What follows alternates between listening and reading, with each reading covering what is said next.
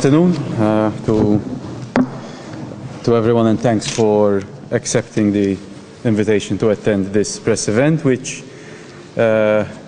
is a press conference to mark the launch of the Outsourcing Enabling Framework Agreement, which MITA and 12 local software services providers are have entered into actually over the last months. Essentially, it is a very important event due to the fact, not just due to the substance of the event itself, to the technical and operational aspects of the agreement itself, but also because of the very important considerations which it has for the transformation of MITA in its current strategic plan, but also in terms of the objectives set out in the National ICT Strategy to support the local ICT industry, and particularly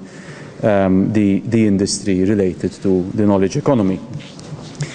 Briefly, a background regarding this framework agreement.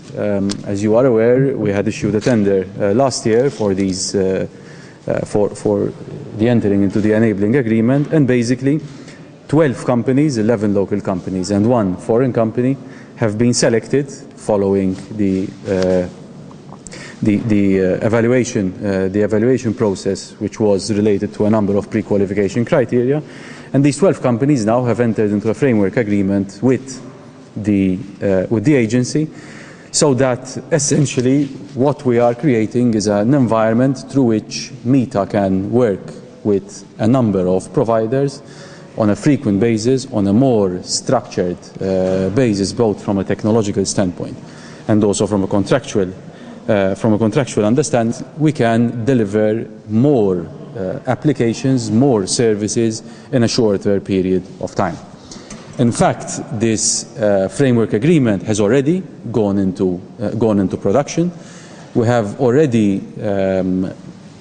signed 4 agreements, which was the first wave of the outsourcing of systems. And I think the important element in this agreement was that we are effectively now outsourcing what we used to internally call as the legacy systems, as the systems which were generally speaking serviced exclusively by MITA and its predecessors MITS and MSU. And today MITA is effectively outsourcing the maintenance and support and all the enhancements related to these systems.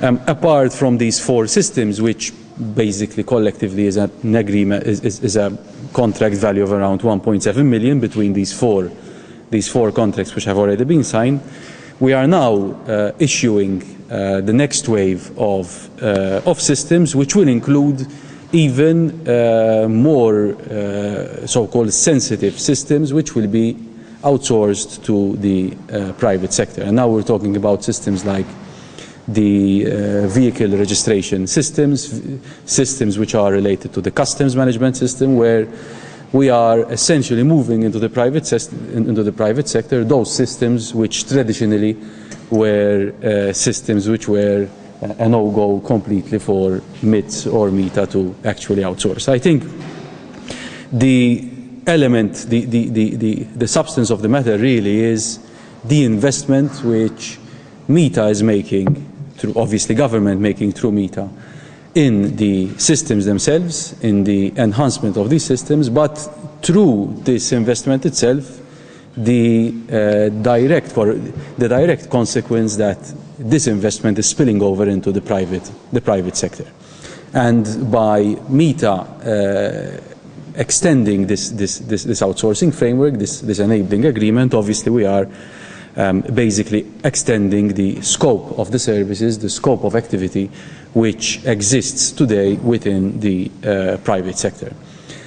Just to mention some figures, in 2010 the total outsourcing expenditure of MITA was in the region of 5 million, and in 2011, with the current procurement outlook which we have, we are estimating that this will rise to circa 20 million euros in 2011. Basically because a number of systems, a number of programs are maturing and will move into production into 2011. So the bottom line, why is this agreement, why is this framework a relevant agreement and a very important step in the next, in the context of the MITA strategic plan? Firstly, the focus of MITA is moving from one which was purely IT-centric, which was purely software, focused on software development, into one which is now focused primarily on managing programs, into one which is actually seeking how to increase the value which government derives out of the investment that we are actually making. The focus is shifting from one which was purely on the systems themselves into one which is moving on the outcomes which are being derived out of this system. Even if one looks at the composite of the human resource profile of the agency over the last years, the headcount has reduced by circa 15% of the agency, but the volume of work, the volume of activity which has been delivered has increased by over circa 30%. So there is this direct correlation between the reduction of the resources, the internal resources, and the value that is being derived.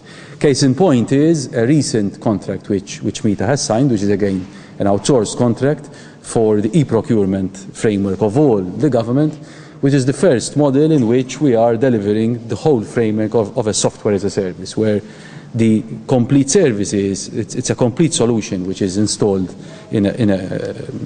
on the cloud, essentially, and we are actually using that service and focusing on the outcomes for the first time. The agency is not focusing on the software itself, but is focusing on making sure that the outcomes on the basis of which we are contracting this system are effectively being delivered. I think the last point is also related to the transformation of MITA itself. As you know, MSU started as the driver, as the primary player in computerizing government at the time. The term was in post-1987.